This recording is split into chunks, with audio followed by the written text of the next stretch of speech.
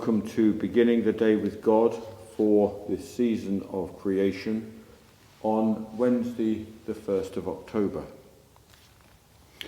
For our series of morning reflections, we are looking at The Healer's Tree by Annie Heppenstall. These reflections highlight to us how a faith in a loving Creator God cannot be divorced from concerns for the earth and all with whom we share this planet. The title, The Healer's Tree, describes the cross of Christ, and it is a term found in an ancient poem, The Dream of the Rood. The poem describes how a tree became the cross, supporting Jesus in his heroic self-giving. Being so strongly identified with his passion, after his resurrection, the tree cross also shares his joy and becomes like a living bridge or gateway for people to come to Christ's healing love.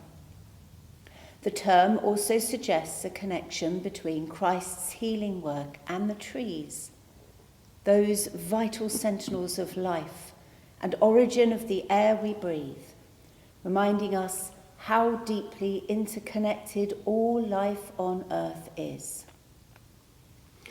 The healer's tree is a gift of grace, a tree above all others, which makes possible the journey of estranged humanity back to the garden of God's peace. The theme of our worship today is Elijah in the desert, presence of God, and our opening piece of music is entitled Sandstorm by Peter Gabriel. O God, you summon the day to dawn, you teach the morning to awaken the earth. Great is your name, great is your love. For you the valleys shall sing for joy, the trees of the field shall clap their hands. Great is your name, great is your love. For you the monarchs of the earth shall bow, the poor and the persecuted shall shout for joy. Great is your name, great is your love. Your love and mercy shall last forever, fresh as the morning, sure as the sunrise. Great is your name, great is your love. So too, this morning's reading, Psalm 57, verse 1. Be merciful to me, O God, be merciful to me, for in you my soul takes refuge.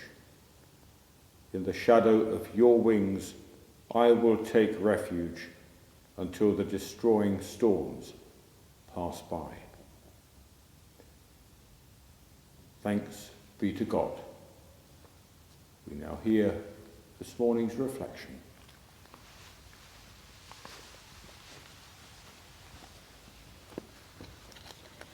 It is a long journey from Eden through the wilderness to the world of human habitation and relationship, and back again.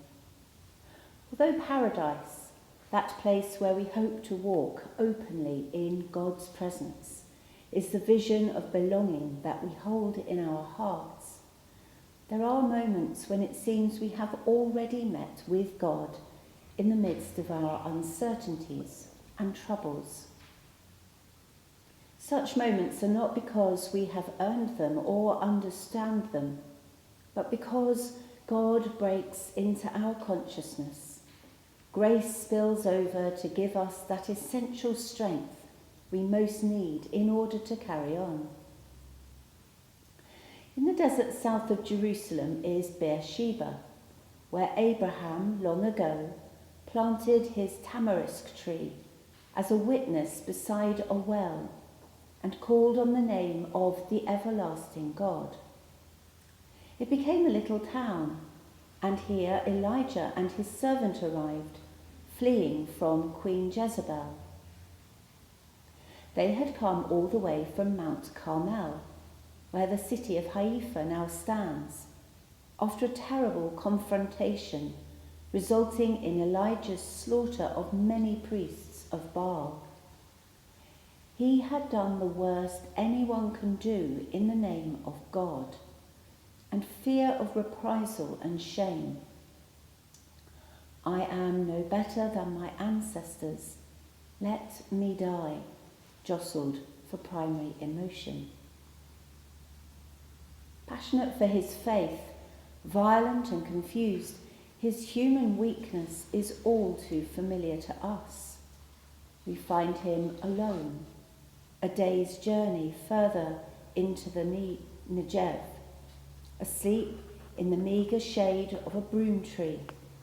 He has begged God to end his life, but the desert is not to be his deathbed. Instead, an angel twice appears with bread cakes baked on hot stones and a flask of water. Elijah finds the strength to travel south to Mount Horeb, the mountain of God, where Moses encountered God in a burning bush, and where, according to Deuteronomy, he also received the 10 Commandments.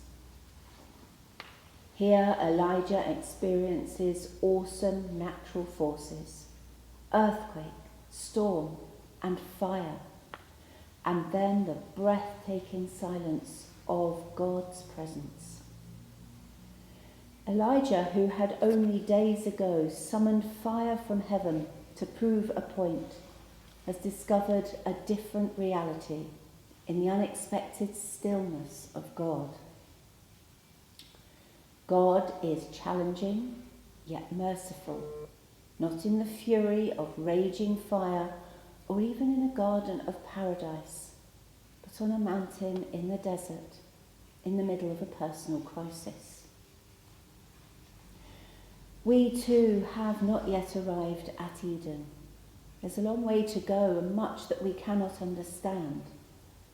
But a single breath of our ever-present God is sufficient to thrill our soul awake, like the whisper of our beloved beside us in the night. Amen.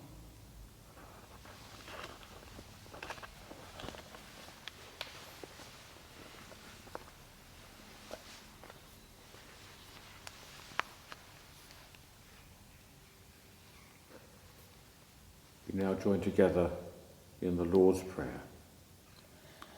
Our Father, who art in heaven, hallowed be thy name. Thy kingdom come, thy will be done on earth as it is in heaven. Give us this day our daily bread, and forgive us our trespasses, as we forgive those who trespass against us. And lead us not into temptation, but deliver us from evil. For thine is the kingdom, the power, and the glory, forever and ever. Amen. It feels so long, beloved ones, since you and I clung close together, swimming in the intoxication of intimate embrace. Words redundant in the heady silence of love. What nightmare of confusion caught me up, caused me to believe I had somehow lost you, my God, stumbling to fall, crying out for comfort, on cold, hard ground, bewildered by shadows and the lonely sounds of darkness, the wild cry of fear and its progeny, violence. You were like a path to me, obscured by the fog, a doorway hidden, a sign unclear. Yet you were always there beside me, waiting for the dream to pass. And waking, I find you and I turn to you, your presence, true peace. Amen. Now to our closing thought. Think of the story in Mark's Gospel, chapter 4, which tells how Jesus calms the storm on the Sea of Galilee.